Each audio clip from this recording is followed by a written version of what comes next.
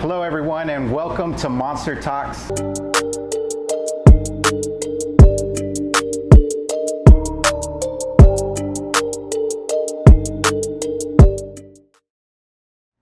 We got another episode today, and today's a real special one because we have Krystall Poppin in the house today. And Krystall is from El Paso, and so we're really excited. We're excited and we're really proud of all her accomplishments and shit. So we go way back, and I'm really happy to have you on today's show. So thank you. How you doing? Thank you, Steve. I'm good. It's good You're to in see town? you. I'm good to see I'm you in town too. right now, so I had to stop by for Yeah. sure. It's good to see both of you. You know what I mean? It's been a minute, so I'm like, man, definitely wanted to tap in. Thanks for coming out. It's definitely been a minute for sure. Yeah. We go way back. Yeah. I was kind of thinking of how I wanted to start and talk about this whole studio situation, but for a lot of people that don't know, this spot where we have this studio, the MonsterTalks studio, is a spot where Krystall has some history here, right? Definitely, Can you tell us a little bit about that? And, yeah. So the team that I run with, LFDC, they were operating out of this very studio, you know what I mean? And I remember countless nights where we were working really late, and there was a couch over there, and I was like sleep on it, and then wake up like early in the morning, like, oh, I gotta get out of here, just like getting some late night food and just being here, helping edit, just grinding it out with the team. So yeah, it's really nice to be here again. Yeah, nice to be here. And today we also got Carlos that's joining us. Carlos goes way back, he's been here since day one, so it was important for him to be part of this too. So yeah, of course. So say what's up, Carlos. What up? Yeah, no, I mean, this is definitely a story this is definitely a KP story, but the beginning that she had is definitely a beginning that Raul and I have had in music.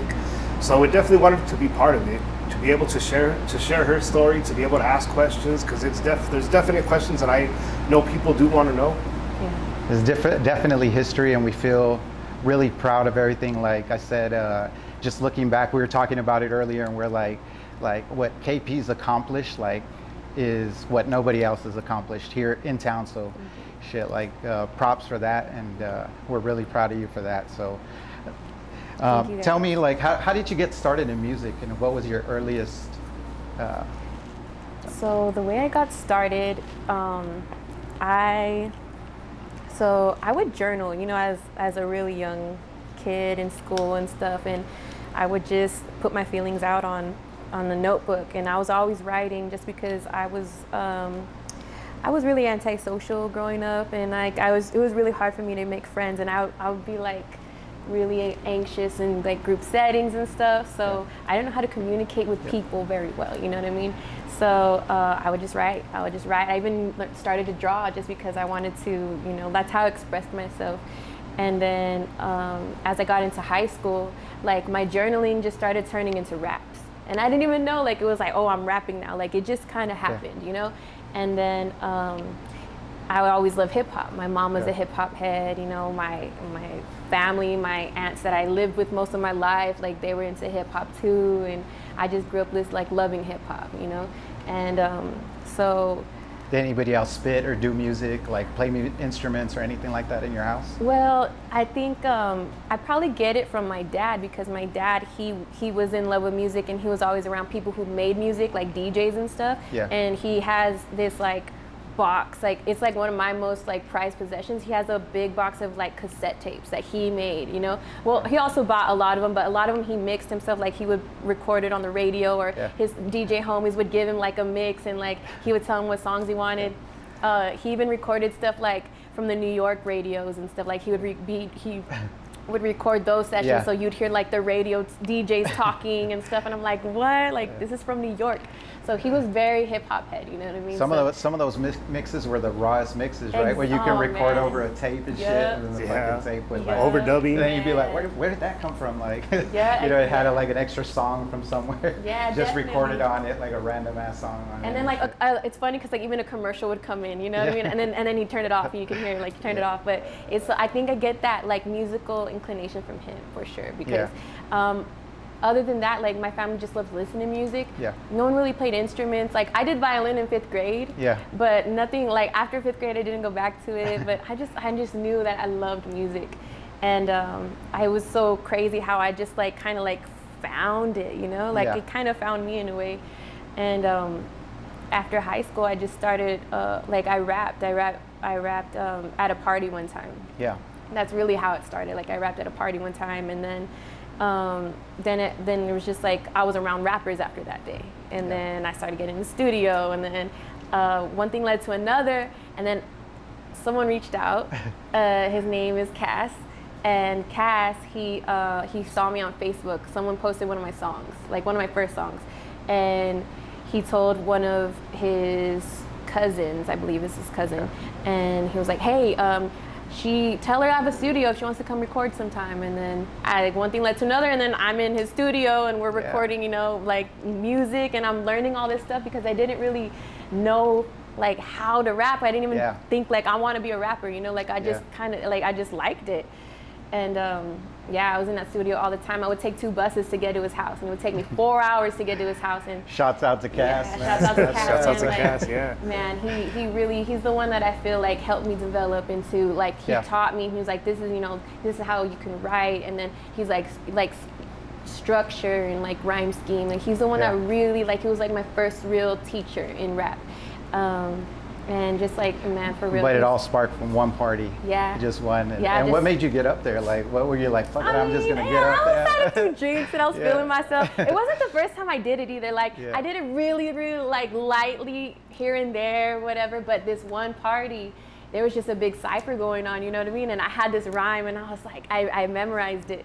And I was like, man, I want to spit it so bad. And I was like shy. And I was like, nah, like I want to go do it. And I jumped in the cipher, and then it was just like everyone was like, what? Like everyone tripped out on me, and I was just like, yeah. And then I started rapping with the guys like in the hood and shit. So like, really, that's how and it happened. How was like your whole reaction from your family? Sorry, Dora. So I recorded my first song in my room. And after the session was done, my mom was at home, and I told my mom, I was like, hey, come listen to this, because she was tripping out, like we were bringing in like the mic and like all the internet. She was like, okay, what's going on? I was like, I'm making music, and she was just like, okay, like, you know, she lets me do what I want. And then after the session was done, I was like, come listen to it. So I put the headphones on her, and as soon as the song started and she heard my voice, like she started crying. And I was just like it made me want to cry, and I was like, stop crying. And she was just like, I guess it was like a moment for her, like she was like proud, you know, just like, wow, like I think it shocked her that it was good, you know, like, really? to her, you know what I mean? Because like it was funny.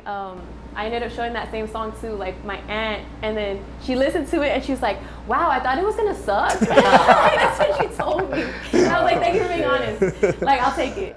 But I mean, it was my first song. Now I listen back and I'm like, oh my God, I'm never gonna show anyone that song. But like, you know what I mean? Like they were just, it was really cool. It was really cool. Like they were. Days.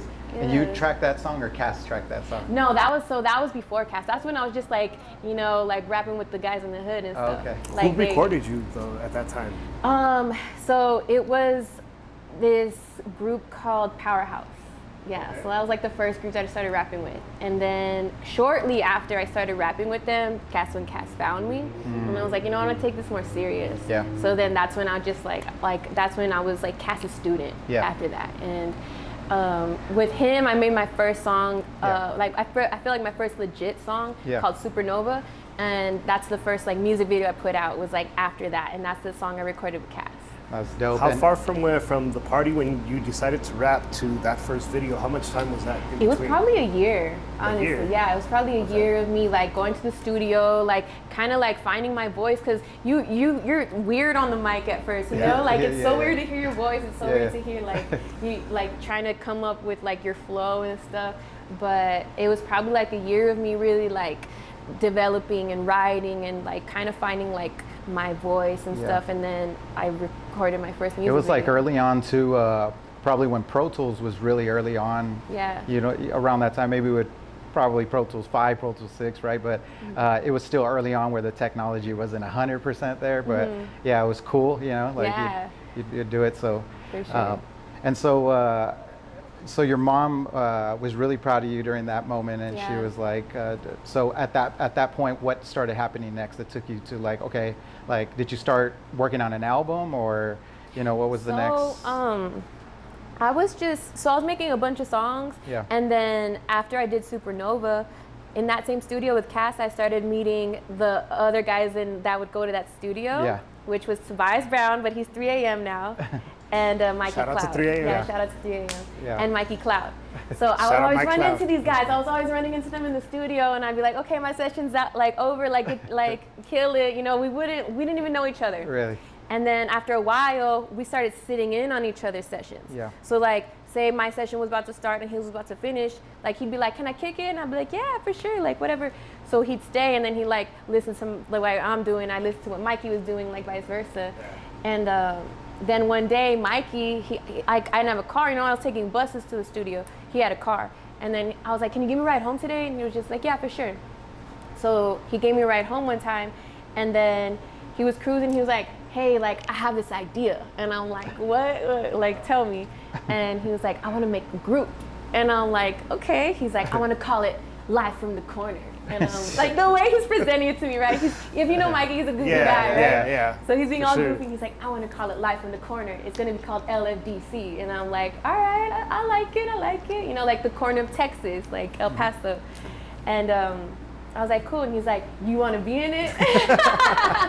And I'm like, for real? And I looked up to Mikey at that point, because Mikey was already going with his shit. You know what I mean? Like, he was already performing, and I would sit on his sessions, and he would do crazy out the box things, and I was just like, wow, this guy's wild. You know, like I thought it was really cool to see him work. And I was just like, man, I would love to be in the group, like for sure. And he was like, all right, cool. So we're the group now. We're LFDC. Okay, cool. And then we invited 3 to be in it. So then it was the 3 of us. And we started doing shows together. Yeah. You know what I mean? Of course, we were making songs together, but then like it was like once we did shows, that's when we were like running around the city. Like we were going to we were performing at like Lowbrow, like the first Lowbrow. Like we were performing. Like I did shows at the Percolator. You know what I mean? You know what I'm saying? Like back in the day. So we were just like going everywhere, and then like things started happening. You know, like the city started like hearing about us. We started buzzing and stuff, and it was really cool. Like I was just like, damn, like, you know, I'm the only girl really like in the city. And there was other girls like here and there, but it was really cool that everyone was like she's a girl, but that's not why we like her. Like she's good, you know. That's what people would say, and I think that was really dope. That was encouraging for me. Yeah, that's one thing that was different and unique is, you know, there's been other girls that have done it, but most have quit. So what do you think is different about your story, or what do you think made you different to like keep on going? Like, what was it in you? I think that before I found music, I didn't know who I was. I didn't know what I wanted to do in my life. I was going to college before I started making music, and I changed my major. Like, I don't know how many times I changed my major. And I was so lost, and I didn't know what I wanted to do with myself. Because every time I picked something from my major, I would really sit there at the end of the year, and I'd be like, man, I can't see myself doing this for the rest of my life. And it just, nothing ever clicked for me. When I started rapping, I was like, oh man, like I never want to leave this. Like this is me 100%. Like this is where I belong. That's what it felt like. It felt like home. Like the studio felt like home. The stage felt like home. Like my group, like my rap group, it was just it all kind of just came together. Yeah. And I was just like, well, this is all I want to do. So I think that's what it was. I decided, you know, it was a choice. I think maybe some people do it and they're like, maybe they don't believe it. Yeah. Maybe they don't feel like this is what I can do with my life. And then maybe they turn it into their hobby. Or maybe they do find something else to do as well. But this was like no turning. Like I burned all bridges. Like all returns home. I was just like, no, like this is what I'm gonna do, and I'm gonna take it all the way. Do you feel that some people don't necessarily take it serious, or do you feel that they don't believe in themselves to do it? Because like we said, there's a lot of other girls that have definitely tried it, but we don't see consistency. It's like they like stick their head into the room and then like peek out, you know? I think a big part of it is belief in yourself, you know what I mean? Because when you do it, first of all, the hate is so hard to get used to when you do music. Like I feel like I'm used to it now, like whatever, like I know who I am. Like no one that doesn't know me is gonna tell me who I am. But like when you're first starting out, you don't know how to handle it, man. Like it's so hard to get over the hate. Like I've cried in the beginning. It was like it would bring me to tears, just the stuff people would say. But I didn't let it stop me, and I kept going, you know what I mean? And music is always there for me. But I think that it's the belief, you know what I mean? That's the first thing. If you don't believe in yourself, nothing else is gonna fall into place. Yeah, So I absolutely. think it's the belief in You gotta yourself is almost like big. visualize it before you're there, right? Like Yeah. you gotta visualize. You almost gotta like dream big about Yeah. being on the stage, Yeah. right? You kind And of have not to be just- delusional about it, Yeah. you know? Yeah, Like, and not so much Yeah. like the Well, percolator. that's exactly the I mean, it's word. a great place Yeah. where many of us have actually started, but Yeah. the percolator, it's a small venue. So Yeah. you're not thinking or visualizing, right? Yeah. The percolator audience, you're envisioning like, oh, what stage was it that you were on? I want to say Atlanta. You're in front of like a crowd. Yeah. Yeah, I've like seen a some of the stadium. crowds you've been in front of. That's fucking wild. Yeah. So, like, that's like, bro, the Don But- Haskins, like, yeah. Oh, when you opened Yeah. for Cardi B? yeah. Oh yeah, bro, that so what, was is the that, so what does something Coliseum. like that feel? I mean, I have a music background, so I've been in front of people, but not in front of fucking thousands of people. You know, I can imagine what does something like that feel to somebody like? Man, it feels so confirming. Yeah. You know, like when you go out there, and it's not as scary as I thought it would have been. You Yeah. know, in Cardi B, that was at the Coliseum, which is huge, and then for Ice Cube, it was at Don Haskins, which is bigger. So walking down the stage, but just knowing like I'm in my hometown, Yeah. and the fact that in both of those stages they like cheered for me. Yeah. I didn't expect that. I thought I was gonna go out there and people were gonna be like, whatever, she's the opener, we're here for Cardi B, or we're here for You Ice Cube. were Yeah. expecting the hate you I was first expecting felt. the hate. Yeah. So I think that's probably Yeah. another thing. Like I don't expect the love, you know what I Yeah. mean? But then when you get it, Yeah. it's kind of like, oh, it's All right. it's Step time. up. Like you've it's done a good time. job of stepping up to the occasion and shit. Like I see how you've risen and how you've grown from the first day I've met you to like now. It's like it's been a huge jump and shit. It's really cool to see your journey. And we're back here home cheering you on and shit. Like you know, Carlos always comes and if he sees something like, did you see your new video? Like, you know, there's always that kind of hype. So you're doing a great job of that shit and just having, you know, that ability to just get in front of people is just like crazy. Yeah, I love it. Yeah. I really do feel at home on stage. You Yeah. know, like, cause that's the last. I feel it's the last step of the music. It's the last moment. Yeah. It's like the full circle moment. Yeah, yeah. You know, now you mentioned also as like far as the like really coming out of your shell and like finding your voice on the mic.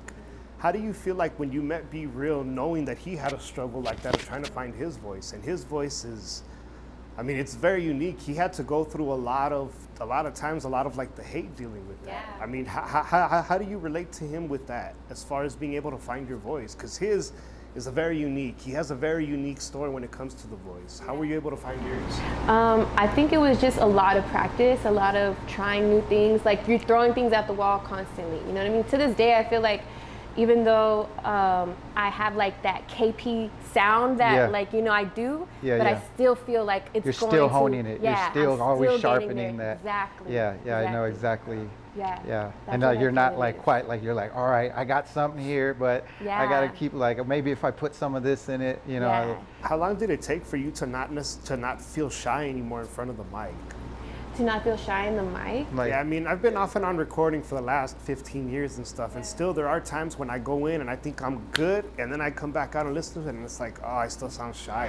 Yeah, it's constant. It's like every day is different. Like I can go in the studio right now and just have a bad studio session. You know what I mean? Just Yeah. because it's like you're going for something and maybe it doesn't work out, Yeah, and yeah. then you feel all over again. yeah. You feel like it's day Yeah. one. You know what I mean? Yeah.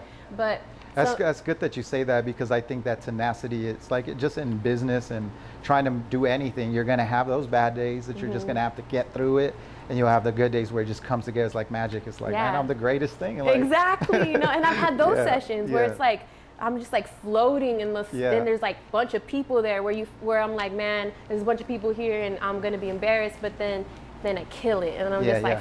Like I'm here Yeah. for a reason. Do you know? I mean, right off topic, but do you toss people out of the studio? Like, get the hell out of the studio? Like, I haven't done it too many times, you Yeah. know, but especially if it's not my studio Yeah. or whatever. But there have been times where I've just like, you know what, it's better if like you don't bring your whole entourage Yeah, or yeah. like, and maybe like let me do my part.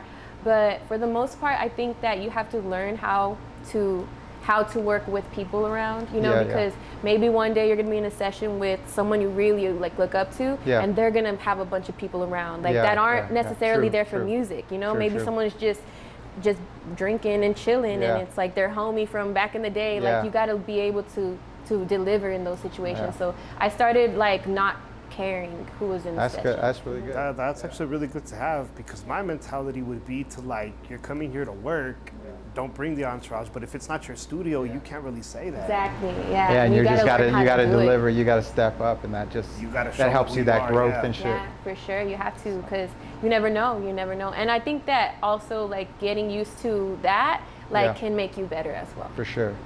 So who are the most influential people in your life? Like who's really had an impact throughout your whole journey? Like where it's like personal or like celebrity? It can be family, it can be celebrity, it can be just anybody who like inspired you and has had an impact in your life. As far as like artists, I think like Kendrick Lamar has been my biggest impact as far as someone that I look up to and someone that I appreciate their artistry and someone that I would love to present the essence that he gives to the world. Like that's something I can only dream about giving, you know, and like I would love to be like his student one day. I feel like I love that he doesn't keep boundaries. Like he's always trying something new. Like every album is different. I just really appreciate him as an artist and the fact that he always brings you something different. You've always had that lyrical inspiration or that foundation to what you do. Like that from your writing to like now, like you say.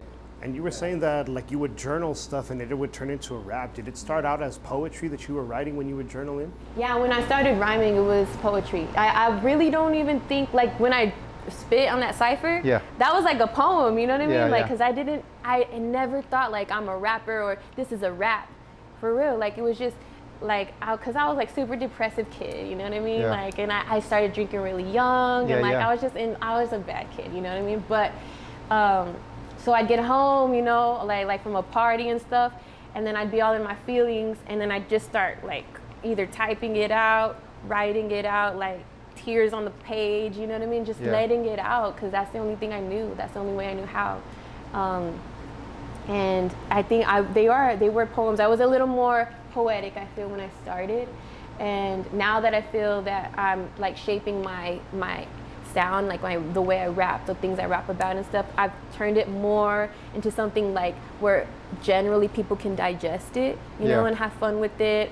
Or even when I'm giving like my feelings on a track, it's something that you can either relate to. Like I also consider the listener now, you know. In the beginning, I was just throwing my feelings out, you know. Like I was like, and that's crazy, because you have to evolve at a certain point, right? As an artist, to be able to do that and not only like consider yourself, but you're considering other people. It's just, I guess, like running a business, the responsibility just continues to increase. You know, so that's cool. But you've been able to handle it pretty well. I mean, you know, you've done a lot. You've gone really far with your music. Like I said, I don't think there's been any other female from El Paso that has ever accomplished what you've accomplished. I hope there will be more. I hope, and you know what I mean? Like, that's what our hope is with what we're doing today, you know, is that KP can inspire the next generation. And there might be a 9-year-old that you might be maybe to in a bit that's going to take from that inspiration. And from El Paso, you know, like everybody sitting here is from El Paso. You know, now you and I had a conversation years ago. You know, we kind of talked about how we dealt with like the loss of our fathers. You know, how has that impacted you in this journey? Has it been something that you've not really thought about moving or like moving through this, or is it something that has definitely pushed you to do better? So when you see him again, you know, like me, like that's how I say, is like for me to see him again, is he going to be proud? Yeah. Oh man, you're making me cry. Okay, so it's crazy because I don't know how this is going to sound, but I feel like to this day my dad is my best friend. I'm always talking to him. I'm always asking him for advice. I'm always, you know, like looking to him, and I feel like he does show me, you know, what to do or how, you know, I feel like he does guide me, just because I feel like I listen. I try to listen, you know. That's dope. I try to talk to him as much as I can. I feel like he's still in my life, to the point where even my friends like Threezy and you know D, they know so much about him just because of how much I talk about him and how much I feel like he has impacted me as well, you know what I mean? Like he is another big impact for me, because I think that the loss of him has, that was another thing that drove me, you know? I feel like my success will make up for his death, you know? It's the fire that burns in you. Exactly, yeah. And I feel like that's another reason why I haven't had children yet, because I feel like I don't want to leave them, you know, unprepared, you know, like I feel like he was taken from me so young. Yeah. And there's just so many unanswered questions I have, and there's just there's this big hole in my heart that I have because of it. And I think that, I mean, it's probably a bad thing, you know, as well, that I feel like I haven't had children, or like I don't want to have kids until I'm ready to give them the world, you know, Yeah. which you can't plan for those things, and you know, anything can happen. But I don't want to bring a child in this world and not give them everything I can, you know. So It's definitely a feeling that you have, that you're wanting to be able to love them endlessly and not ever tell them no. yeah, exactly. And I know you have children as well, and I'm sure that's something that the fact that you lost your dad, I'm sure it inspires you to be the best dad that you can be. It's definitely a lot of questions that I have now because I'm dealing with my daughter in the situation of how I grew up. You know, so yeah, it's, I mean, definitely a question I wanted to ask, because it's something, you know, we've started kind of where I say similar. You know, I've done shows and stuff like that, not to the extent that you have by any means, but just saying that we've started there, and it's something that we both kind of share that, you know, that we both have the struggle of dealing with like life and not being able to have guidance or the questions answered right then and there. It's so hard, and I feel like the fact that I lost him as well, like that's how I got off track, you know, in my life early on. Like I did a lot of stuff that I regret to this day. And It has it has a just, huge impact, and it shapes you. Things like that shape you, and for the rest of your life, you're just carrying it. It's like the fire you hold inside. Yeah. It just keeps you going too through the hard days, and sometimes through the hard days it's the opposite, right? But and I really want to make him proud, you know what I mean? Yeah. No, I'm sure. Like at this point, he's fucking really proud. You know what I'm saying? So, Hope so. yeah, for sure. So tell me a little bit, like, tell me a little bit about if you can give the younger KP some advice, what would you tell her, like, through this whole journey, like? So I would have told her, so there was a point in my journey where everything was going good, you know, the city was starting to hear about me and stuff, and I let the hate that, you know, the background hate, I let it get to me, and I let it put me into this deep depression, and it stopped me. It stopped me from wanting to create. It stopped me from wanting to, you know, participate in what I was already, you know, doing. And I think I would have told her, like, no, like, screw that, like, keep going, don't stop. And I feel like the fact that, I took like a year or two to get back into it and to really, like, come back hard. But during that depression, I would have told myself, like, this is not worth it. Like, this is where you belong. Like, don't let anyone stop you. And after that, I will never let anyone stop me. Like, I'm gonna go till the wheels fall off. Like, it's, at least that's the good thing I got out of that depression, was that now no one is ever gonna stop me from what I want to do and reaching my goal. Now you had when you kind of felt with like this depression, I mean, you were still continuing shows with LFDC. Yeah. How long were you doing that, and where did you continue from there? Like, where did the journey take you there? When I was doing shows with, like, not wanting to? No, with LFDC when you started, because you had finished off saying that, you know, you started doing shows with LFDC, started moving around the city and stuff. How long were you doing that for? I was with them, so I think we formed the group, like, at the end of 2014, it must have been. Then I moved out of El Paso in 2015. To pursue it, you know, full time, but that's when I was coming back and still doing shows. It must have been, I want to say, a couple years. It was a couple years, I don't know. Maybe from 2014 to 2018, maybe. That's when I was running around with them, maybe 2017.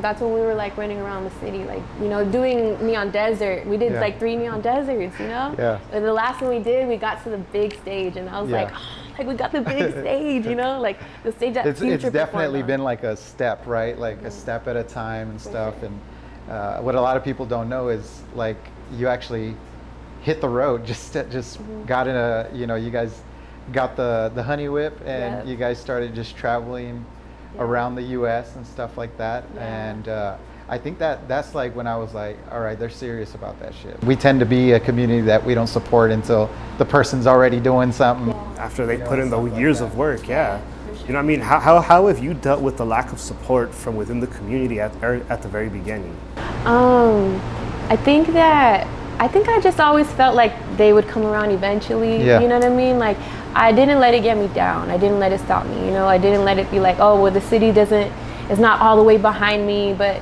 you know, the little fans that I would pick up, or like the people that would come to my shows, I would embrace them fully. You know, I would totally be so appreciative of every single person that was there. I would try to take pictures with everyone, sign whatever they wanted. Yeah. Like, it could have been 10 people, you know, and I was just like showing them so much love. Like, you don't have to be here. Like, you paid to be here. Like, I'm going to show you the most love that I can. Yeah, you grind. Like Krystall, she has put in her time, she's put in her work and shit, and earned, not only like through her hard work, and she's very talented, but it's that everyday work and hustle. And like you said, you stick around and say hi to people. I think now even more, you notice like it's starting to compound as you come back home. More people are starting to be like, hey, I saw you, or like. Yeah, it's so crazy. Like the other day I went to Walmart, I went to the outlet mall, and then I went to Chico's, you know what I mean? And then DMs like, I saw you here, I saw you there. And I was like, what? Like, it's just like, it's more like, it was like here and there, maybe like a year ago or two. Yeah.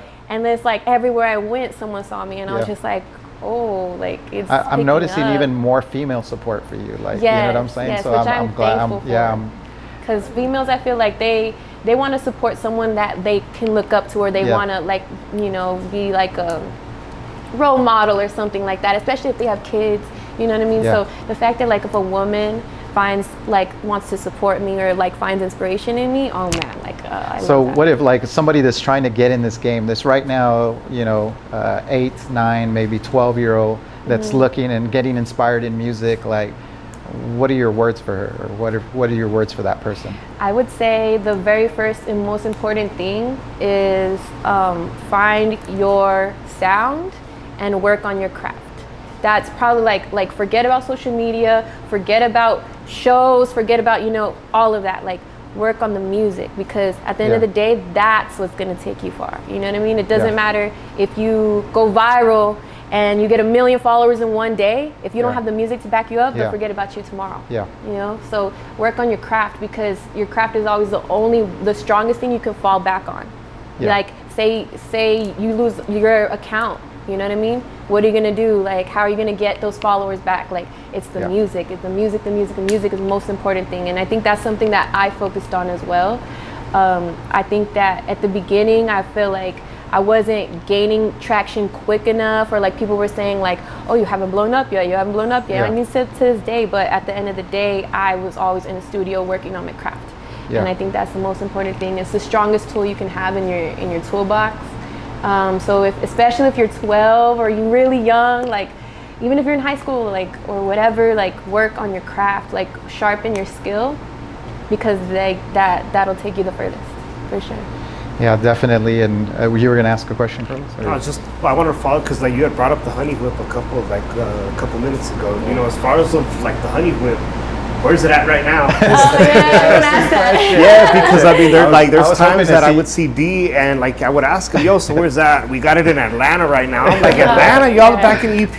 Yeah, no, so it's parked right now in Phoenix. It's safe. It's, you know, it's being taken care of. But we decided to, we were in it for 2 years, you know what I mean, going around, traveling. We went on a tour, we know, a 20-city tour in that thing, you know what I mean? Oh man, it was one of the journeys of a lifetime, for sure. Really? I love that I did it. It forces you to. How many episodes of those honey whips did you guys ever shoot? We ended up putting out like 3 or 4, but we have so much content. Really? You know, I think like eventually I want to turn it into we have the content. We showing you everything, like the good and the bad. There was a lot of bad. There was a lot of good. There was a lot of bad.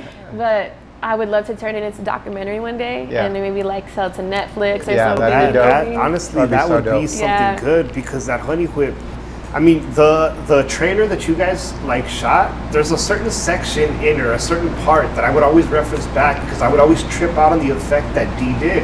And it's, I think I know what you're talking where about. you're, he's kind of at this angle it's the from parallax. you, and The parallax. No, and he's getting where he's pulling out but zooming in, and it just creates a weird effect with the back. And it's just it's a dope shot. Yeah, you guys were taking some epic drone shots of some epic sunsets and shit. And then you guys already got the trailer shot. Like, oh man, but that shot I would reference back to because it was such a trippy shot. Yeah, and I know exactly what you're talking about. And Raul went and asked D, like, how did you do it? He's like, we pulled out but zoomed in, or something like that, or zoomed in and like something like that. But yeah, it was a tripped out shot. Man, and the only reason I feel like we didn't go full force with that was because it also was a full-time job. Yeah, for sure. I mean, creating content like this, a lot of people don't see like the behind the scenes, but we got a whole crew that helps to keep this thing together, and you gotta keep things moving forward and stuff. And you're trying to do music, you're trying to do shows, you're trying to shoot videos on the go. We reached a point where it was like, do we do the show or do we do music? And I was just like, man, we gotta do the music. So you know, we ended up saying like, let's keep collecting the content. And it'll happen. It'll happen. For sure. Now, in this industry and stuff, as you've taken off, what's something that is kind of turning yourself into like a business and not taking things personal a big part of it? Is that something that you'd be able to explain to like the younger generation trying to do it? To understand, to be able to separate business and pleasure, or business or personal relationships. I think that's why now I think I can handle like the negativity that gets thrown at you when you do this, is because I decided, not that I decided, but I realized one day, I was like, Krystall Poppin, yes, I'm Krystall Poppin, but it's a business, you know what I mean? And it's a business that a whole team runs, you know? So when I realized that, that's when I was able to separate my personal self from it, which I'm still in it, musically, like my emotions and stuff, but I'm saying like, it's a product. And when you realize that, you're able to take the punches easier, you know what I mean? So I think that's what it is, like, definitely. And like, how important is it to have a team around you, considering the journey that you've had? It is something that you could say that you could have done a lot of it by yourself, or the team is definitely needed in some situations? Yeah, you definitely need a team, and in the beginning, it was only me and D, you know what I mean? A lot of the time, because once I moved out of the city, it was me and D, like, brainstorming, like figuring things out, like just like, oh, creative idea, let's try this, let's try that. It's a lot of trying things and stuff. But I think as long as you have some sort of like other person or someone that can help you be creative and you're fully into it as well, that's what helped me, for real. Man. Big ups to Baby Deezy, man. I'm super like, proud of everything that he's accomplished, and you guys, like, one of the most hardworking. He's probably the best person to be in the studio to work with when it comes to creative minds, just because, I mean, he has his creativity as well, and the work that he's put in that has definitely developed himself. And to be able to work with him, that he knows the little tips and tricks, like, you're not there yet with the creativity, let's pull it out. And then I'm pretty sure he's like with you, like, oh, easy on the podcast too. Oh, you know what I'm saying? To. Like, he has his whole other story. Like, so many people just don't know, like, this like dude is like super talented. He is, man. There's nothing he can't do. He's a big reason why I even developed, I feel, as far as I did, because he was so knowledgeable. You know, like he would record me, and then he'd be like, try it like this, try it like that. Absolutely. So he's very musically knowledgeable. He'd keep you there for like 3 hours listening to your compression and your voice. And just being around him in the studio. Just being around him, I learned so much. Yeah, you know absolutely. What I mean? He's a wealth kind of of little bit shaped me into a little D. You know what I mean? Like he kind of like taught me so much. Like I learned how to engineer. Do you hear that? Yeah. I tell him all the time. I was like, I know so much. I know Photoshop. I know how to engineer. Not as good as him, and not really. You started picking up all that. Like I can record myself now. I can I can get you a decent demo. You know what I mean? I'm nowhere near anything like an engineer, but it's so important to have a team like that, man. You like, if you have a solid unit, you have a solid team, like that's only going to enhance you. Like MonsterLink wouldn't be what it is without Carlos, without Gabe, without some of the foundational people that grind it with me. And you have been really lucky because you got like a lot of really talented people around you. You know what I'm saying? Yeah, for sure. Like, there he is, deep. Man, and then not only in the studio or musically, Yeah. he taught me so much about video. He taught me so much about photography. For You know what I sure. mean? He taught me so much about just like, he's so well-rounded. Yeah. And like, I couldn't have asked for a better teacher. you Oh, know? absolutely. You got the best team, like just like from Toby to Daniel to the other Danny Yeah. to AB helping out. And Yeah. so shout out to Danny. Yeah, Like, man. friggin- LFBC, shout out Yeah. for the click. Like, Yeah, so I think man. that's one of the things that I think a lot of people need to understand too, is like when you go into the market, like sometimes you can do things by yourself, but these kinds of things, like you absolutely need, like behind every successful person, there's a good team or good people behind them Yeah. that are also helping them, you know what I'm saying? So Yeah, for sure. we always talk about that, like it's very important. Like, though I may be the face of the company and I'm like always out there and they're like, Raul's great, he does 100 websites a year, you know, like it's these guys that are really helping me make it all happen and shit Yeah. like that. So one of the things we're really really proud of is like everywhere you go, you're always shouting out El Paso. Oh, Like, yeah, that's of like course. one unique thing. Like most people are like, I'm not from El Paso, like Yeah, you know, no. but KP has always stayed Yeah. 100 with El Paso. Definitely, You were praised on absolutely. the radio on an interview that you had for still having your 915 number. Oh yeah, no, I'm never getting rid of it. Never, never, never, never, never. So I'm also a licensed cosmetologist. So I was cutting Right. hair before I moved out of the city because, like I said, I was going to college. I didn't know what I wanted to do, so I ended up cutting hair, and that's how I saved up money to leave. But when I was cutting hair, I remember specifically this one moment where I was like cruising the freeway. I think it was like Saturday. I didn't have to work the next day, and I was just looking around. I'm like, man, I'm never leaving this place. Like, I love this city. Like, I just loved it. I had to leave now, you know what I mean, because of what I do. But when I was like, I had decided, I was like, this is the love. Like I love this city. So why do you think, like I know I asked you this earlier, but why do you think people say El Paso is behind the curve? And what do we need to do to change that? So I think that a lot of it has to do with, like you were saying earlier, is technology. You know, the technology needs to come in.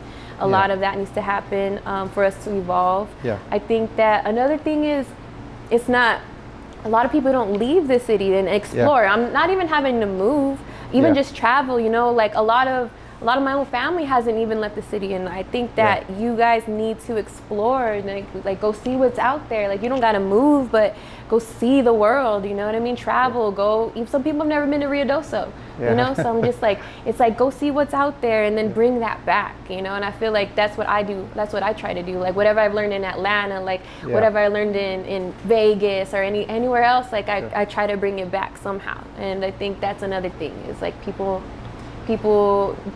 might be too scared, you know, because the thing I do love about El Paso is this is a perfect place to raise your family. You know what I mean? It's such a home feeling, and like there's the hospitality and everything. Like, and I bring people from out of town all the time, and they're just like, man, like everyone's so nice at the restaurants and stuff like that. And I'm just like, yeah, like that's that Southern hospitality. But You mentioned now that like it's a great place to raise a family, and one thing I will say that makes it hard for people to leave El Paso is, and it comes from the beautiful women, I know, right? You gotta go nowhere. No, but like the Hispanic family, like we're very close. The Mexican That's families what it are is very too, close. yeah. But you try to leave or you try to do something out of the ordinary, it's like the family like, este way. So I call it the este way syndrome. It's Yeah. like you try to do something outside of the box, you try to say you're gonna leave, and people look at you like your own family members like, este way. Yeah, You yeah, know? for sure. And it sucks because a lot of that, you know, you have to break the boundaries. You've done that, you know, having to leave and being able to explore and being able not only to find yourself, but showing everybody outside of El Paso who KP is and what El Paso is. Yeah, exactly. And I mean, that's just our culture, you know what I mean? Like Mexican culture, like the big family, always together. Yeah. A lot of the times you guys still live together and it's all good, you know, like your grandma's house from the 30s, like everyone's still From the there, 30s, you know what I mean? Like And that's they just live in our Central. culture. Yeah, and they live in Central, the big house with the big basement, like You know what I mean? That's Yeah. just our culture. Yeah. And I think that we shouldn't be scared to evolve. You know what I mean? Yeah. It's just little steps by little steps. And I hope that like I'm Yeah. helping show everyone that it's possible, because like Yeah. there hasn't been another big female rapper from here. Yeah. And I'm hoping that Artists by me in general. just artists, like, you know, or and I'm like hoping, music artists in general. Yeah. yeah, and I hope that if I can help break that boundary, Yeah. then it'll help people believe, you know, like, oh, Yeah. maybe I can do it Yeah, too. you're doing it. You're doing Yeah. it. It's working, and yeah, like I said, I can't name another one. Yeah, like I definitely like think about it. Like I went Yeah. to elementary school here. Yeah, Like yeah. I learned how to ride a You're bike from here. here, yeah. Like middle school, high school. Like I am Yeah. a seed of El Paso. Yeah. And I really don't even feel like I'm there yet, where Yeah. I want to be. You know, Yeah. where my goals are and stuff. But just the fact of everything that I have done and what I want to bring back to the city is something that I feel like, look, I come from the same place that you come Exactly. from, you know, so like it's not impossible. How does moms or how does family and friends feel these days about your success, and what They're do they say about they're that? so supportive. Like they've been my family has been my number one support system since the day I started. Like I said, like my mom, she's Yeah. been my biggest fan ever since I started. She used to go to like all my shows, and now she's just like, oh, Mika, no, like, you know, like they get too crazy now. That's actually how I met your mom and your sister. Oh, right, at the shows. Yes, Yeah. exactly. You know what I mean? They're always there. Like, they're going to be there tomorrow. You know, I'm Yeah. promoting my new mixtape, and they're like, my sisters are going to be there. My aunt's going to be there. Like, they're just such a big support system, and I love that. And that's another thing that keeps me going is like my family got my back. Like, hell yeah, like this Yeah, is like you that's can't what let I'm gonna do. everybody down. You got to do what Exactly. you. Yeah, Like, I can't let them yeah, down. yeah. I can't let them down, for sure. How much of the success and would you say that adversity plays in your story?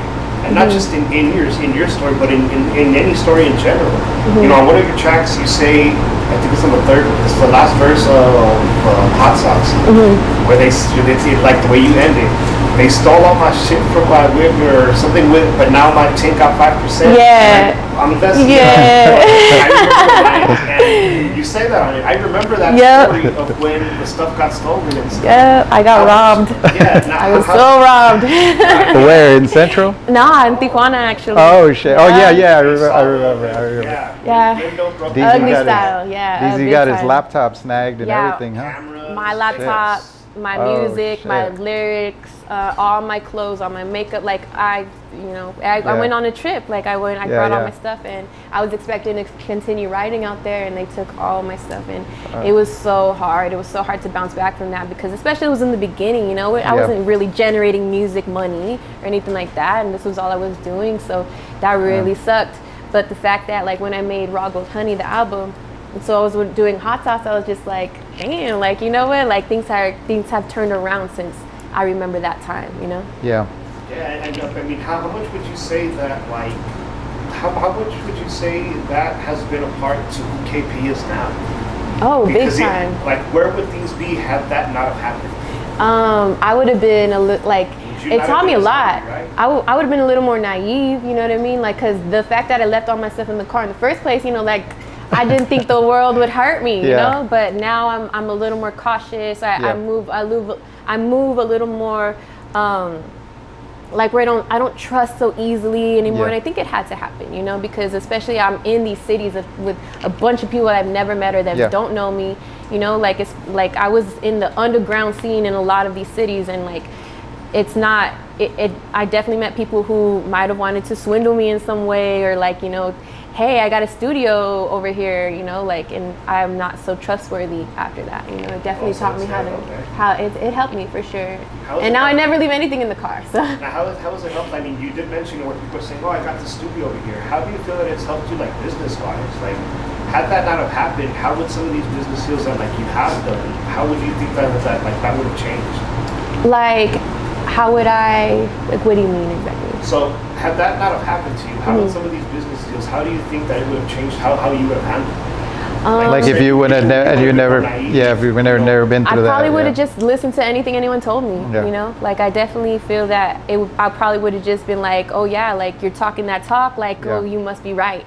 You know, because Yeah. people talk that talk in Yeah, this game. yeah, Like, yeah, this- for sure. People talk that talk and they promise you the world, and Yeah, then it yeah, turns for out sure, like, yeah. you know, it's not what it is. And that's something else I had to learn for sure. It's like, it's not, people can tell you, like, they paint you the rainbows and the stars, and like, it's just, you can't trust everyone like that, you know what I mean? And just thank God I've had the guys, you know, like the guys to back me up, and like, I've been a very protected, you know, individual, thank God, thanks to the team, and you know, like, just gotta learn, just gotta keep it moving. So what are you working on these days? Like, what's your latest project, and what's the next move, or what do you? I know right now you guys are doing some traveling, and She's gonna be not releasing, but you're performing tomorrow, right? Yeah, no, actually, so my next project, it's called Flavors. It's a mixtape that I put together with another Texas rapper named Big Jade. She's also from Houston, and we put it together. We were like, hey, this is time, you know, it's gonna be a fun album. It's gonna be cool, like for the summer, just to turn up and stuff, and just get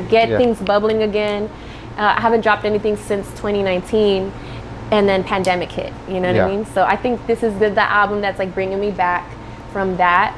No, I mean, you have dropped stuff. It's just been singles. Yeah, singles. I never Actually felt like it was the right time to drop a project, and I feel like right now is the time. And tomorrow it drops. It actually drops tonight at midnight, so you guys watch this. It's definitely gonna be out by the time you see this. So it's called Flavors, and the reason I named it that was because I feel like me and Jade were bringing both of our different flavors, you know what I mean? Like, she's originally from Houston, I'm originally from El Paso, you know, and I have like the Latina vibes, and I feel like we just blended well together, and we complement each other. I think it's the time, you know, like you know, Latino people are hungry for that. You know, we want somebody that is going to break through, and that can represent us, and we can have a voice, you know, and stuff. So I think you really feel that, you know, with your music and stuff. People don't realize how big Texas is. It's almost like a coast to coast of Texas that you're doing here. Yeah, like we kind of like united, you know, in a way that I feel like hasn't been done yet. I haven't really seen that be done before. It does hurt me when the rest of Texas kind of forgets that El Paso exists. I know, no one ever, like, I feel like Texas sometimes doesn't know about it. Yeah, I'm from West Texas. Oh, from Midland and Odessa. No, farther west. What's farther west? You know, like a lot of people haven't heard about it, but the cool thing, interestingly enough, is every city that I've gone to, I always meet someone from El Paso. And like, and it's funny, like the funniest thing, no matter where I go, I've been anywhere, I always meet someone from El Paso. And then the first thing they ask me, guess what they ask me? They're like, oh, Chico's Tacos. I'm like, oh man. So whether you love it or hate it, Chico's is definitely the thread that keeps us all together, no matter where. I can go to Canada, and I'm telling you, the first thing we're gonna talk about is Chico's Tacos, bro. I swear. Every time I go and see my uncle in Dallas, we gotta freeze the Chico's Tacos and take it to him. And freeze that shit. You gotta freeze it, definitely. We're not gonna take that fresh and then drive like 8 hours. Yeah, man, it just trips me out. No, it doesn't fail. Like, I can't wait to get to the next city to where, like, I've never been. Do you like Chico's Tacos? Is that one of your spots? It's my favorite. Like, and the team hates it because I can eat it every day. Really? Is that one of these spots? He doesn't like it as much as me. He doesn't like it as much as me. And like, so it's like, especially because I'm not never here, but whenever I am here, I want to take advantage of it because I crave it when I'm not here. So like, I want to go all the time, and everyone's over me. Like, they're just like, really? You really want it again? I'm like, yes, like, trust me. He's a master at preserving food, so like. Oh, I know. We used to buy food, and he would hold it for like 2 weeks. Oh, I know, yeah. And it would still be fresh, like hot dogs. I don't know how he does it, man. Jack in the Box, like everything. I don't know how he does it, man, but no, like I'll be there as much. Like, I want to go right now, like. I always tell people that story and shit. Straight up. And like, it's crazy, like with us living here full time. Yeah. I can't tell you the last time I had Chico's. Oh, because you have it here, you know? Yeah, because like you do have it, but then it's like when I leave, like we leave and like I'll go somewhere to like Dallas, Austin, right? Yeah. I'm just like, man, I can't wait to get back and have some Chico's. Exactly, because you can't, you're not there, it's just not accessible. Like, man, I just crave it. Oh man, I I love it. So we're gonna do it's just the heartburn later that I can't deal with. We're gonna get heartburn? I'm immune to all the effects. All the My body effects is it's used to of the it. Like, salsas. I'm good. Like, I'll be straight. We got to cater Chicos Tacos for everybody. Oh in the team yeah, and shit. man. I'll probably have Do a Chicos Chicos at my Tacos wedding. party or something. When I get married, it's on Chicos. Chicos. Had that, right? Not the wings, but Chicos for sure. Yes. It's like, oh yeah, for sure. Yes, for sure. I'm like, man, I love Chicos. I probably like. What do you usually get when you go there? Is it like the double have with the a- extra cheese? So I have a special order. It's a single with four tacos, not three, like because Okay. it's usually three, right? But I say 4 tacos because I feel like that's the perfect amount. 6 is too much. The double's Yeah. a little too much for me. But I was just like, okay, 4, and then I get the fries, and then I get a large Coke. Yeah. And then if I'm really hungry, I'll get like a grilled cheeseburger with a patty in it, Oh, and then yeah, I'm they dipping it in my juice. Yeah. You know what I I mean? hope the owners That- of Chicos are watching this. Yeah, we're Guys. promoting y'all. Like you got The KP, yeah, the KP special. the Everyone's KP getting their special, their right? fast food like deals, right? Yeah. Sweetie and Jack Harlow, like Chico's, like hook it up. Right. Paso home, right? Yeah, come on, I love it.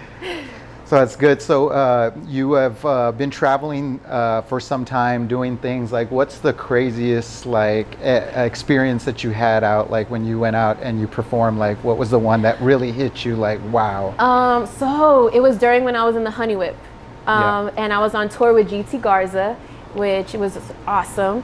But we were touring during like February. Yeah. And it was winter, like winter times and stuff. We went through 2 blizzards in that Yeah, RV, dude. man. And like, I'm In the telling RV, you guys are in traveling? the RV, like snow coming at us so fast that we couldn't even see, like Who's past driving? we couldn't see anything, like What was it in the blizzard. Honey Whip? Huh? How cold was it in the Honey Whip? Freezing cold. And then we ended up breaking the heater, so like we were freezing in that. Man, Who was it driving so that day? cold. D. D, D. He's It an was D. expert driver. And then Navigator. whenever D would get, D's like a hardcore driver. Like he's a trooper for real. Like he doesn't stop. But He doesn't only do beats. He drives well. He drives well as well. But whenever he does get tired, then 3 would take over, right? Yeah. But man, like those blizzards were crazy. So we had to get through a blizzard at one of these dates, and we showed up to a show, and I think it was what city were we in?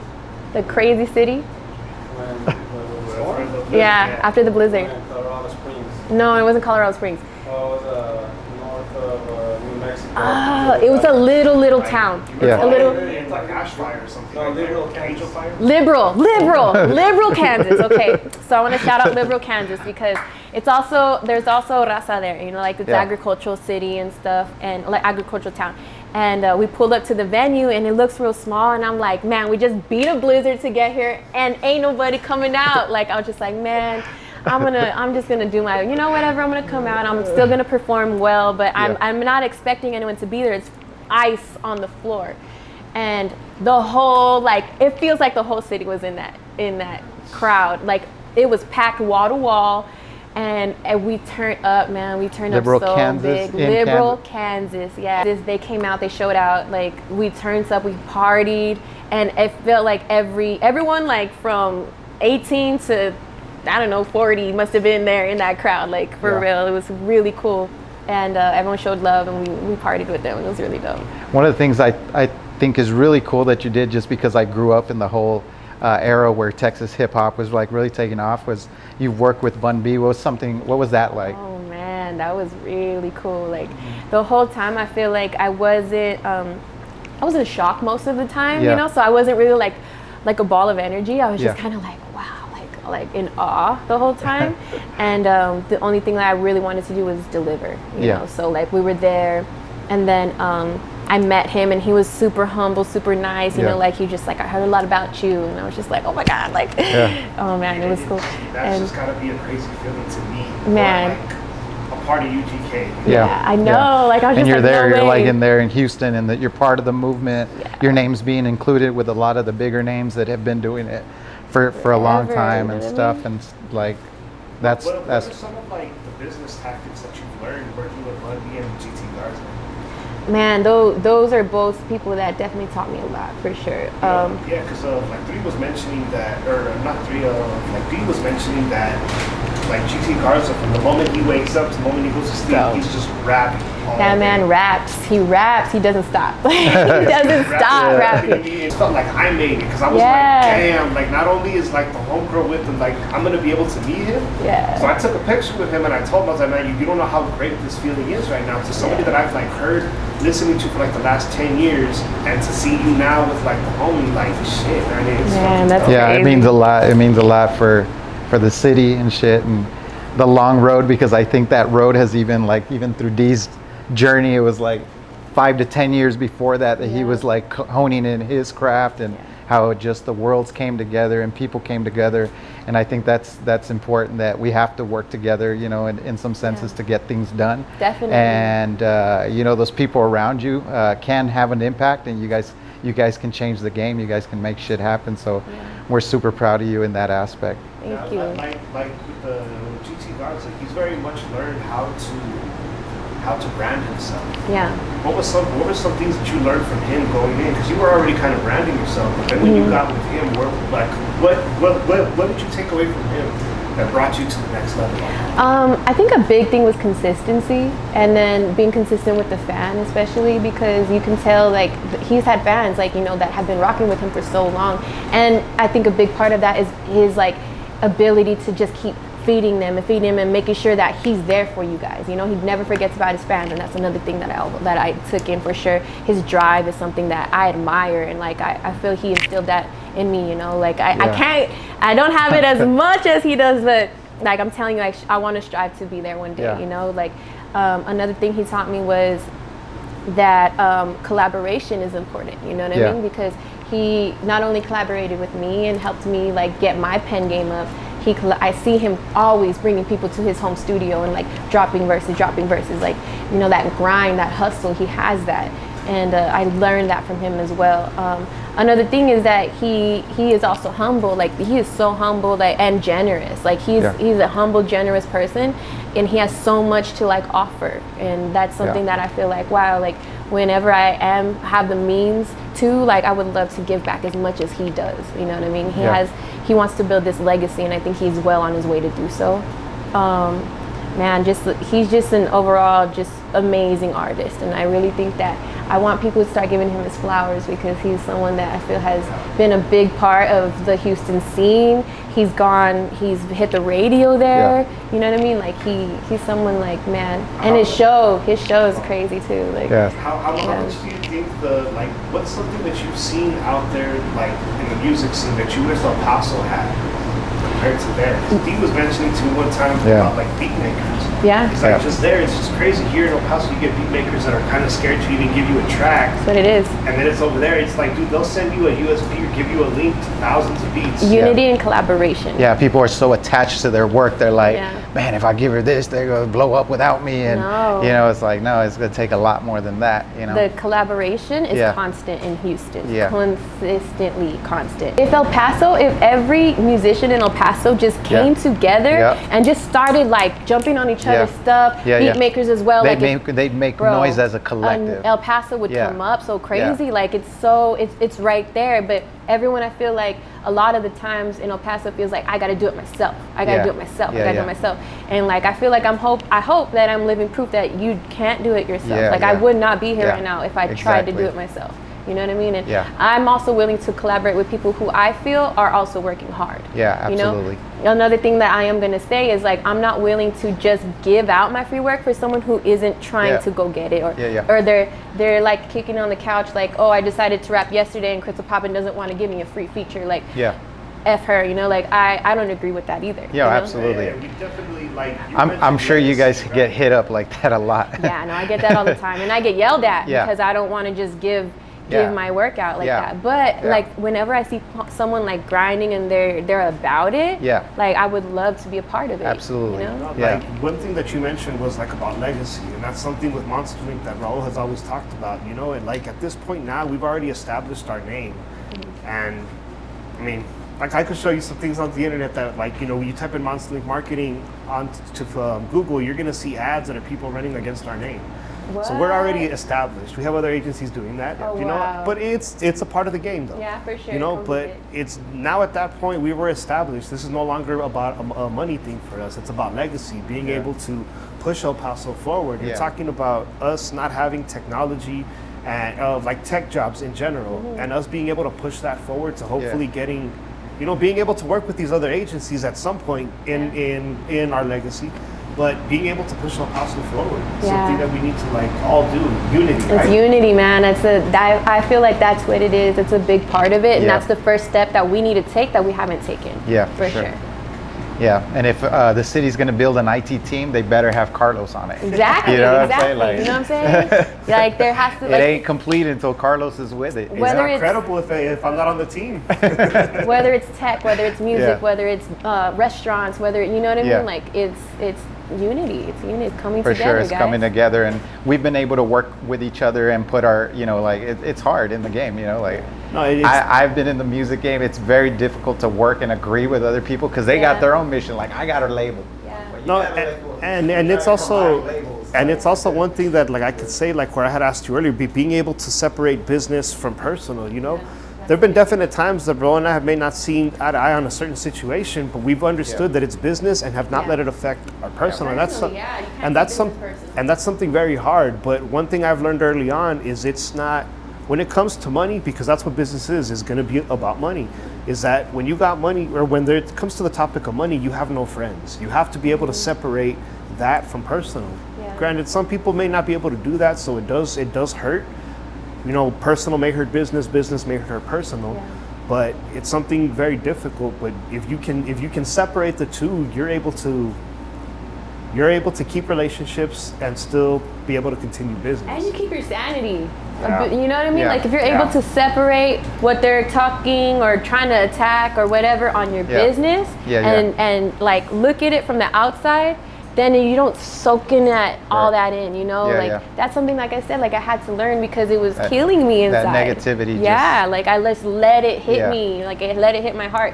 And like separating it, and like I found like that serenity, you know what I mean? Do you read books? Yeah, for sure. I learned What a lot type of of books. Right now I'm reading, again for the second time, The Alchemist, just because there's like a lot of lessons in that, I feel. That's dope that you said you're reading it for the second time. Yeah. You know you're really into it when you turn around and gone back. Like there's some books, some titles I've gone back 3-4 times. Yeah. You're always hearing some new shit. Like I didn't hear that on the last round, you know, like. When you see it from a different perspective. Exactly. And the first time I read it was a few years ago. I was in a different place in my life, and I learned those lessons, you know, in that perspective. And now I'm like, you know, here in my life, and now that I'm reading it, I'm like, oh my God, like I'm learning it in a new way. How do you keep on sharpening your tools? Like how do you continue to stay on top of what's going on and stuff like that? Is it through books? Is it through YouTube videos, or like how does KP get that? It's a combination of things. Like reading for sure is a big thing, and I try to read all kinds of things. Like I even read the Bible just because like that's history, you know, that's human history. Aside from that, I'm definitely learning a lot on YouTube. Like I'll literally sit there, if I have time, I'll be like, how to rap. You know what I mean? I'll type that in and I'll just see what videos there are, and then if I like the title, I'll watch the video and I'll just be like, all right, cool, that I learned something, you know, something I did that I wasn't applying or something that I wasn't thinking about. Other than that, like I also watch interviews from people. I watch performances of people that I like. I'll just like watch the way they move on stage, or like, you know, stuff like that, or like all kinds of stuff. I'll also try to stay writing all the time. Like that's something that you can't get away from when you're doing this. Like always keep your pen sharp for sure. Like I'll wake up in the mornings, like whenever I have time, like to just write all morning. Like I'll do that. I'll get my coffee and I'm like, even if it sucks, even if it's a 16, even if it's a whole song, like it doesn't matter. Like when you put in that time, even if you're not going to put it out, like you put in that time and it counts. So I'm always trying to like stay sharp for sure. You when you put together your writing, are you listening to the beat and that's what inspires you, that gets it out of you, is once you hear the beat? Sometimes the beat will inspire me. Sometimes I write without a beat. Start backwards.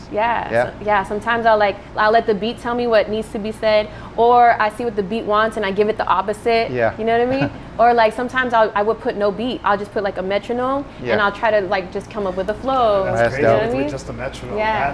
that's when you're really at the top of the craft. Being able to go is just off of that. Yeah, for sure. But that's or good like that nothing. that you're talking about, like those details that you have to notice, and you got to continue to hone in your craft to stay on top of things and to keep your vocabulary sharp, you know, and like just try to stay you know, that your rhymes are reflecting some of the stuff that your growth and what you're going through and everything too and stuff. So who's this other artist that you mentioned, Big J? Big Jade. So I met her in Houston. Yeah. And so there's an independent label that I just recently signed to, which is called Lion Legacy. I'm their first artist, you know what I mean? They're barely starting out, but they have big plans.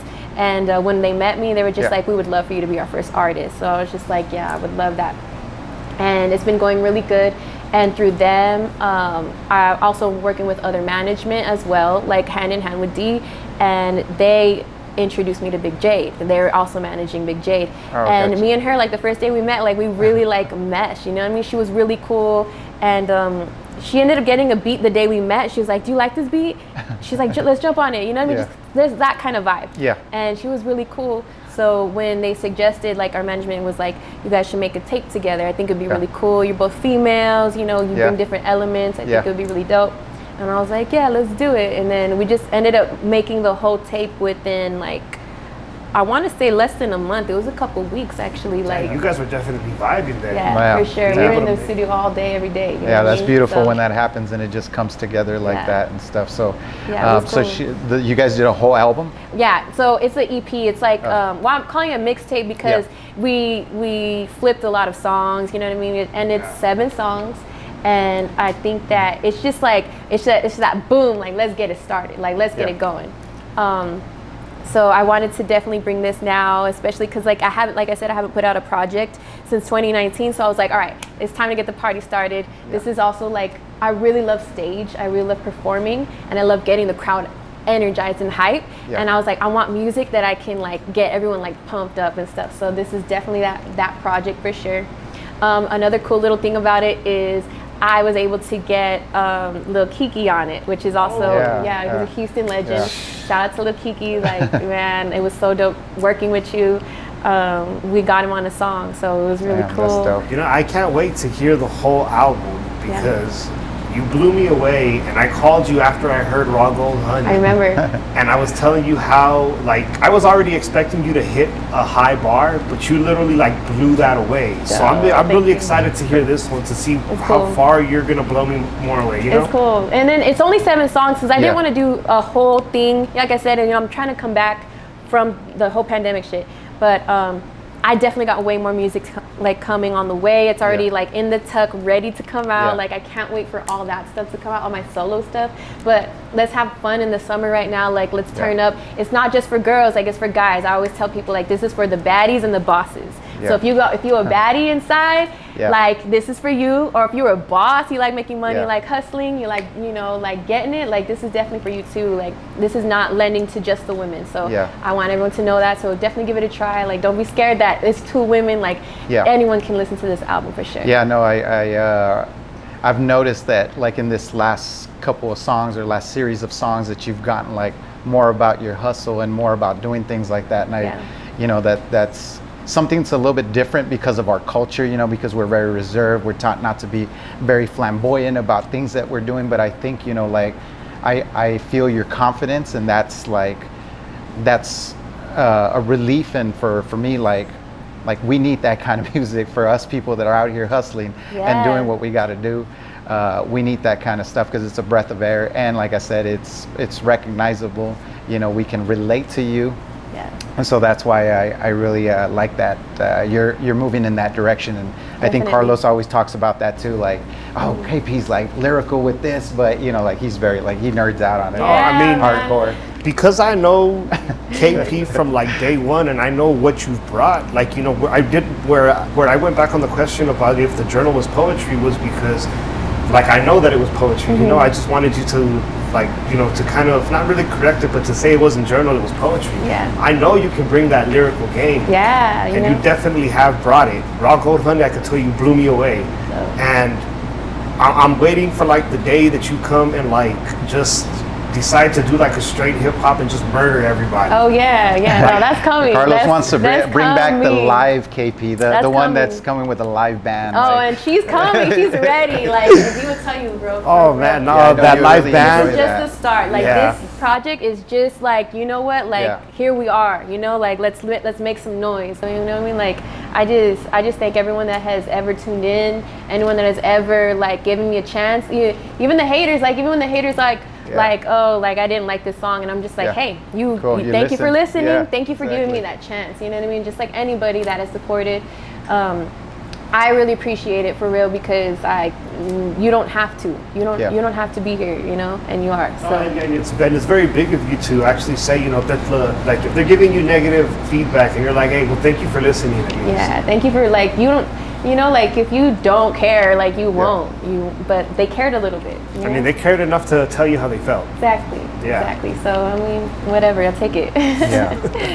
Yeah. Seriously, I think that is another thing that keeps me going is the fact that Yeah. I was able to not take it personal anymore. Yeah. You know? No, and even if it's just haters that are just saying, oh, your song sucks, it's like, hey, I mean, you still listen to it. Thank you. Exactly. You gave me that spin. You gave me that Yeah. stream. You know, like at the end of the day, you're helping me. So. You wasted energy telling me how you felt. I Yeah. mean, you must care to help me to help me do better. Thank you. Thank you. Thank you. Yeah, I think today too, artists are working, I think, like 10 times harder than like back in the day. Like now you're like always constantly producing content Yeah. every single day, you know, like Yeah. I know you have some segments that you've developed on TikTok and stuff like that.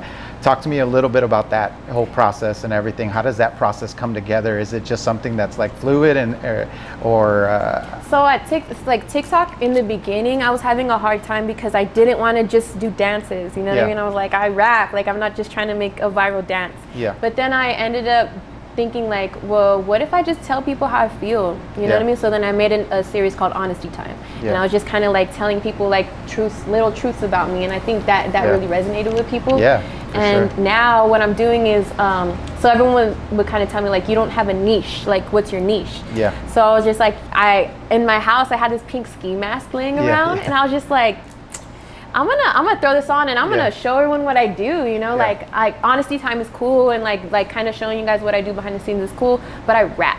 You Yeah. know what I mean? And I want to show you guys that I can rap. I want to show you like my music that you guys Yeah. probably haven't even heard. Yeah. I actually So like that because on that ski mess that you have that little pin that's like, Yeah, that's yeah, dope. yeah, it says Poppin. Yeah. Yeah, you know what I mean. So it's like I was like, it has to be iconic. So like Yeah. I wanted it to have that.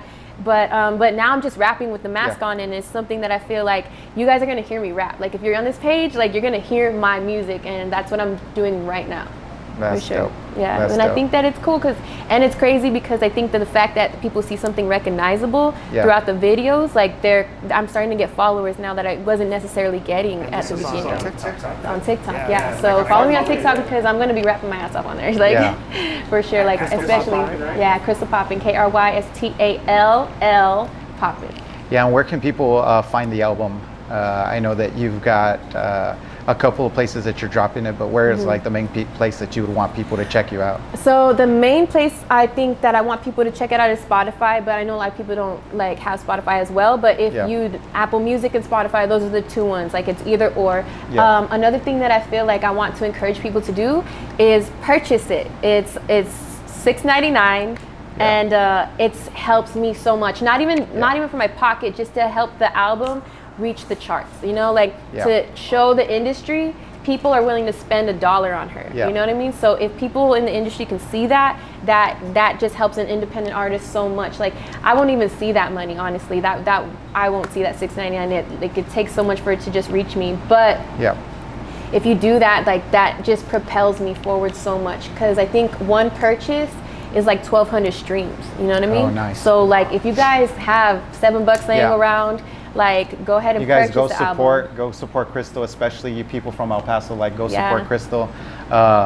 I'll buy a copy for everybody in our office so everybody can Yeah. have a Thank copy, you. and so Thank we can you. support what you're doing and shit. So That's cool. That's yeah, cool. we're really proud of you and everything that you're doing.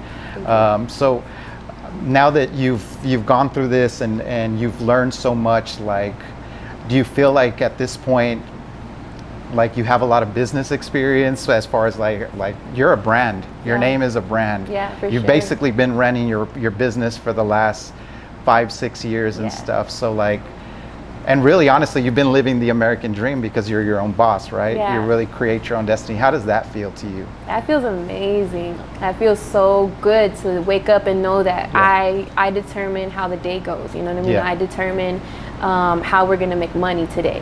Like that is so liberating in the fact that I'm able to do that as like a young woman. Especially a props young on that shit, Mexican like, woman. yeah, absolutely, that is yeah. incredible. And all like people are enabling me to do that. My listeners, my supporters, they enable me to do that. But I definitely feel like I've learned so much about business doing this. Yeah, because absolutely. if your It's a business business. isn't right, like you can't really get the most out of your artistry for sure. So I've spent time with my manager D to like seminars and like podcasts and learning things like all the time, like about how we can help business-wise, how we can take this forward, because yes, the artistry is one thing and sharpening my craft is one thing, but how can you generate money? How can you use this artistry to support your life? Krystall Poppin is the brand, but what can Krystall Garcia, how can she benefit?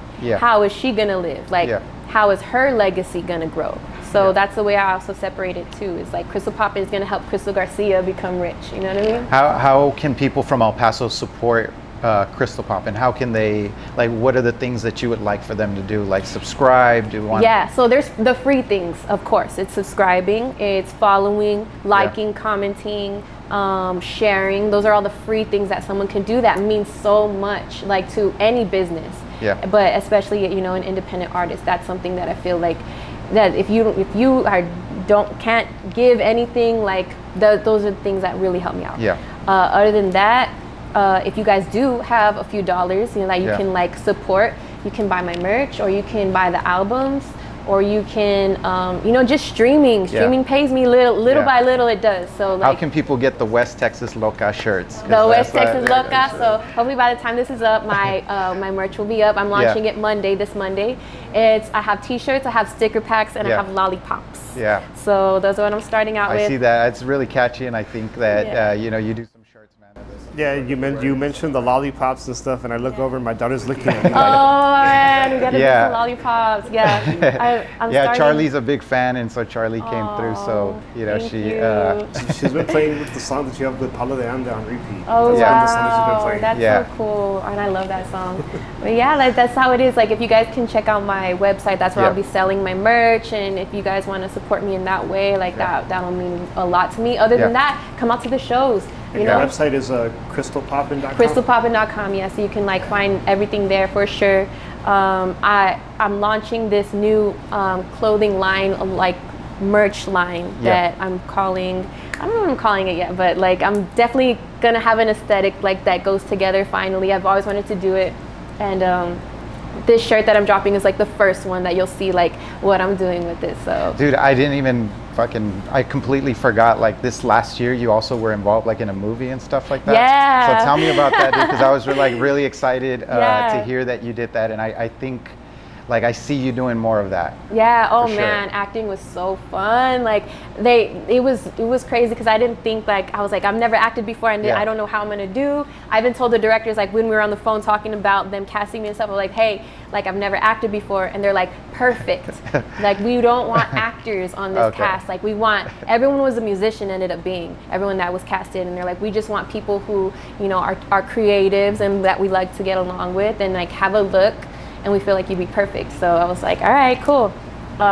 We shot half of the movie in Austin, and they felt like I did really good, and they were just like, they told me that I had like an act for acting. Like, they were like, yeah, you should keep doing this. Like, I see you doing it. I see see that in your future. For sure. And knocking down the walls, because it's something. I mean, he says that he can see you doing it. I feel like when I saw the video of you saying that you had just did like an acting role, I'm like, wait, this is our first one? I felt like it's like, dang, like I felt like you had already been doing that. No, it was my first one, and it was really cool to the other half of the movie was shot here in El Paso.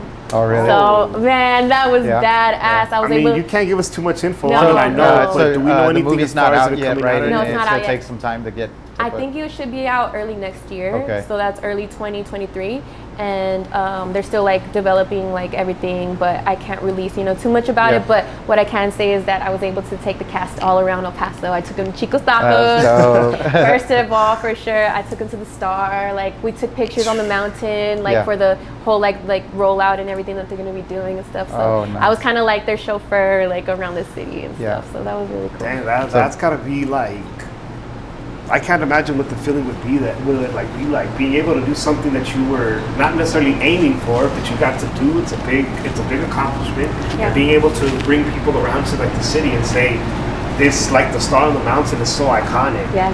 You know, they're talking about other things, trying to make other things in El Paso, but I was like, you're never gonna be able to top what the Yeah. Star on the Mountain is. Yeah, exactly. And So do you look to do more acting, get into that as I well? would love to. Yeah, I definitely want to get more into that. Yeah. I definitely am keeping in contact with like the production team as well, and Yeah. I'm telling you, like they were like the day we wrapped, Yeah. everyone was coming up to me like, here's my business card, like I do this in LA and like I do this over here in Nice. Austin, Yeah. and like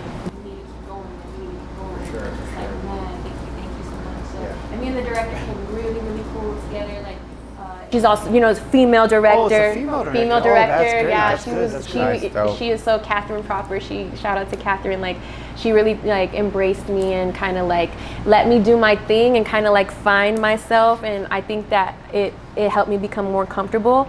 And by the end of it, man, I was just like getting into my role so much, man. So like I'm excited for everyone to see it because That's I had a dope. lot We of can't fun wait to doing see it. that. I had a lot of fun, and I would love to keep acting. So like on any opportunities that come my way, I'm probably definitely gonna pick up on that. Like commercials, movies, For sure. shows. Sure, I see the Euphoria, brand. hit me up. Yeah, I see the brand like just growing and just, there's so many options. We Yeah. discussed NFTs, we discussed other Yeah. stuff that there's a lot of opportunities, especially like where music is going and how people are experimenting in the NFT world and stuff like that. It's just it's a different game, right? Obviously Yeah. it's changing a lot, but how do you see yourself like navigating that whole world? Are you pretty like open to technology, like when it comes to Yeah. like I'm open to it. right. I've actually done business with 2 apps already. Yeah. So there was an app called Loom that I Yeah. was like, talking to the developers with. Like we made a lot of ideas together. Like we did a lot of, work behind the scenes together. And Yeah. then another app called Music Swipe that just launched, who also the developers and I have, like talked, and we kind of Yeah. like involved in like a lot of stuff. They got me a really big show in LA one time. So I'm open to like tech and like being involved in that. I would love to have Yeah. my own app one day, all that kind of stuff. Like it's Yeah. crazy because when you're a creative or an artist in general, this world is just kind of like there's so many open doors. Like Yeah. it lends to it, just Yeah, like yeah. being a creative. So Well, I think a for lot of sure. brands want to attach themselves to people that have a following and Mm-hmm. that resonate with people, and especially people that resonate with the Hispanic culture and stuff like that. They're going to Yeah. be a big market for it. Yeah, So I can for sure. definitely see you doing more collabs and stuff like that. So, any other questions, Carlos? I think on our end, like we're really excited that you came through and everything. I think the whole team was excited for today's interview, and you've blessed us with your knowledge and with with all your experience that you've gone through. We respect you a lot, just because, like I said, like what you've done, you've paved a road, and hopefully that paves the road for the next others. generation. And I can definitely see people in the future using what you've done as kind of like a roadmap for their journey. I would love that. And so big props on that. And we're happy too, because you're from El Paso, and we're repping hard, and we're trying to come hard, and we're trying to take over and do stuff. And so even if people tell us like, oh man, well it ain't that cool, but we're still always there every single day, rooting for it, trying to come up with new shit, trying to innovate stuff, and trying to make noise on a different level. So we appreciate that about you. And Thank you very much. thank you for coming through. And I want to thank you guys. You know what I mean? Like I've known y'all for years, and I definitely see y'all as like family, like crew. You know what I mean? So I want to I want to say thank you for because not a lot of times does that happen. Where people are like reaching out and being like, hey, like let's work. So I love the fact that you guys invited me. Thank you. I love seeing this. Like it brings back so many memories, like I said, with being in the studio. Like just like everything is beautiful. I love to see it. Like it makes my heart warm and cozy just to know that like everyone is working so hard and getting places, and I love Absolutely. that. So Like thank you. your success is also fueling other people, and we're seeing it and we're fueling off of it. We're trying to push. So like you said, it's that unity and continue to push and keep doing legendary shit, because you're on that road and you're continuing to do stuff. And I definitely see you hitting that level, you know, where you can look back and be like, damn, that was some fucking crazy shit. Yeah. You know. And I do want to tell you thank you for today, because I went to get my hair braided, and she actually went the extra mile, because when I was telling her what I needed that like my hair braided for, she's like, "What? You're interviewing who?" I was like, "I'm with Krystall Poppin." It's like, "How do you know her?" And I went off. She's like, "Oh, we went off talking about you for like 30 minutes while she was doing my hair." Yeah. Oh my god. So shout out Mimi Rubio. Yeah. Hey, Yeah. what's up? Yeah, and I want to say also thank you to the crew, everybody for sticking around today. Yes, thank you Devin, guys. Sebastian, Jose, you guys, Deezy for making this shit happen. Yeah. Ra from All- Ra Visuals. Ra, yeah. And Ra, of course. Like, Ra, he shot a couple videos already, like man. everything. I is, mean, like not said, just a couple videos for KP. I mean, he's got an extensive resume. Yeah. Oh yeah, no, Yeah. yeah, I know that. I know Yeah, that for no, sure. definitely. So it's definitely a family affair, and you're always welcome to come through. Like shit, we're gonna continue to try to do this Yeah. on a bigger stage, and hopefully, as you continue to progress, we're progressing with you. And I gotta come back. Yeah, gotta definitely come for back. sure. Easy and with 3. Yeah, Yes, yeah, we all would of us. definitely- we And would Danny definitely- Varela, wherever he he's went, hiding. he went to the kitchen. Yeah. Yeah. Oh, you guys All right. have, yeah. Oh, He fuck has yeah, a all lot right, to for say, sure. for sure. Yeah, for sure, guys. So I guess I'm gonna wrap up, guys. So it's we're in about an hour, over an hour. So so I want to close it out again. Everybody, thank you again for tuning in to Monster Talks. Again, today's talk with KP was legendary. I hope you guys check this out. Go follow her. Go support, guys. Like we were talking about, that unity and us coming together is what's going to create and going to continue to open up doors for more people in our city. So thanks again. Thank you. Carlos, thanks again for always having my back, Thank you, my KP. brother. Thank you for having us. Thanks, guys. All right, peace out.